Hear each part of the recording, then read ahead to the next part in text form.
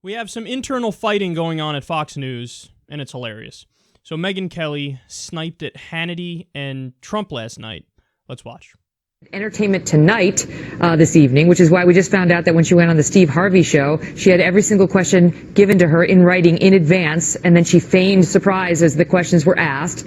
And Donald Trump, with all due respect to my friend at 10 o'clock, will go on Hannity and pretty much only Hannity and will not venture out to the unsafe spaces these days, which doesn't exactly expand the tent for either one of them. There, that's my 2 cents. Damn. Donald Trump doesn't go to, quote, unsafe spaces.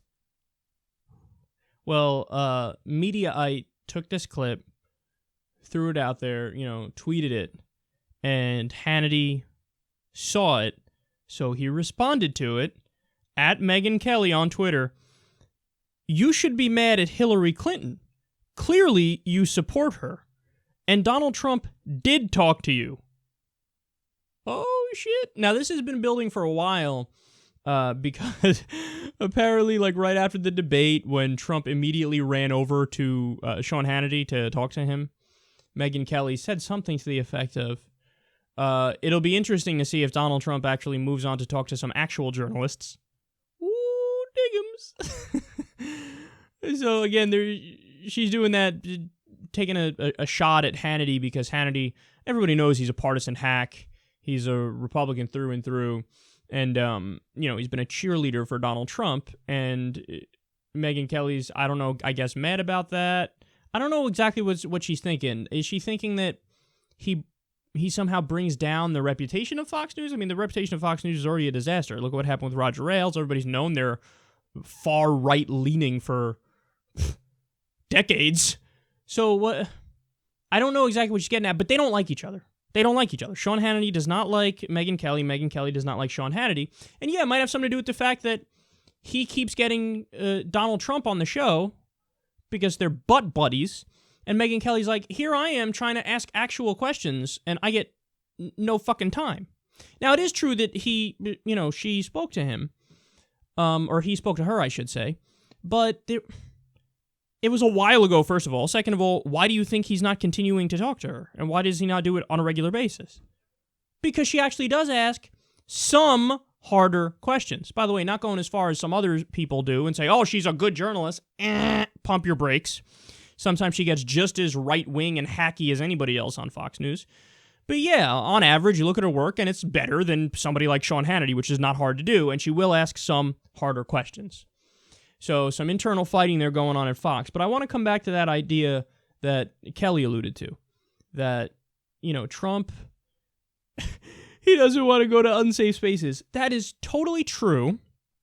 And also, what we need to acknowledge, I've spoken about this before. Unfortunately, I haven't heard anybody else pick it up and run with it, even though they should, because it appears obvious to me, that Donald Trump, as many people who support him, view him as like this bulwark against social justice warrior PC police culture. He embodies that. He's the right-wing PC police. He's a right-wing social justice warrior. Now, I'm not just saying that. It's been proven by his actions. For example, he sued Bill Maher over a joke Bill Maher did, talking about how Trump should prove that he's not the love child of his mother and an orangutan.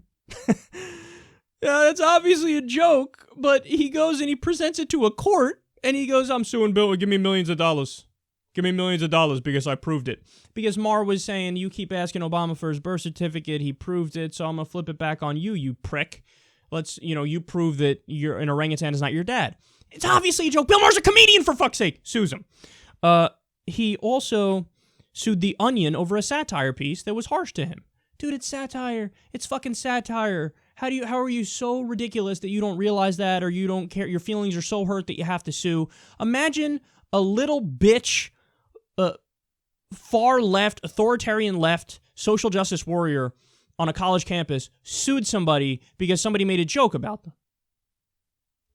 All the right-wingers in the world would rightfully come out and say, oh, come on, get over it. Like, are you kidding me? We have free speech. Oh, your fucking ego's Bruce, who gives a shit? Get over it, you pampered little prick. And they'd be right if they said that. But when it's Donald Trump, oh no, we want to vote for him for president of the United States. Then, of course, there's the famous story of him in a rally where he says we need to, quote, open up the libel laws to sue the media more for when they write stories against him. He had a media blacklist where he banned media that dissented too much. Media that held him accountable too much and wrote too many negative stories about him. He just banned them from his events. Dude, you're running for president of the United States.